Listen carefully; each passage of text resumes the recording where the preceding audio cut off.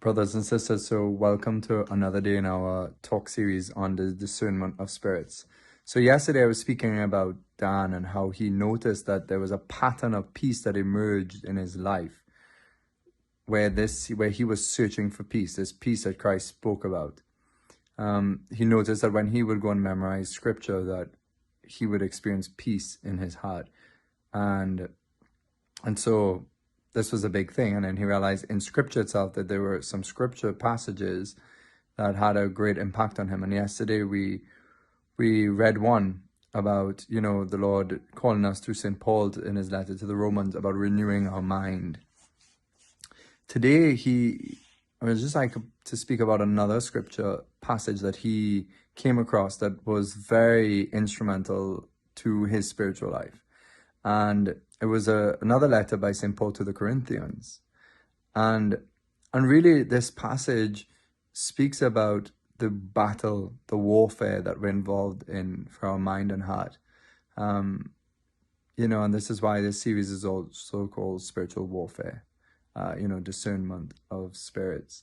And so here's it. St. Paul writes to the Corinthians and he says to them, "For though we live in the world, we are not carrying on a worldly war. For the weapons of our warfare are not worldly, but have divine power to destroy strongholds. We destroy arguments and every proud obstacle to the knowledge of God, and take every thought captive to obey Christ." So it's very clear here. Dan says, there's a war. And that's very clear enough. Our minds and hearts are very much torn in so many different areas. And we have to realize that we are caught up in a spiritual battle so that we would lose faith, that we would lose hope, and that we would lose love. And therefore, despair of God, despair of his love, his mercy, and despair of salvation, despair of union with God. And so the devil and demons, which are very real entities, pure spiritual intelligences who have fell by their own free choice, militate against us. They do not want us to achieve union with God. And so the power of Satan sometimes has strongholds of our mind and heart that blocks our mind and heart from freedom, from coming to the truth, coming to see Christ, coming to experience the Father's love, and to know the kingdom of heaven that is breaking forth into this world right now by grace for the sons and daughters of God who experience that breaking forth, that grace. So here St. Paul speaks about, Dan says that we have weapons at our disposal and they carry the power of God to destroy strongholds. And that's what St. Paul says. So Dan looked up the Greek word for stronghold, and basically he says that in scripture, this word was used to describe fortresses and military centers of strength occupied or controlled by the enemy of our souls or by temporal enemies of God's people. So there are strongholds that need to be destroyed, and we have power at our disposal to destroy them. God's power.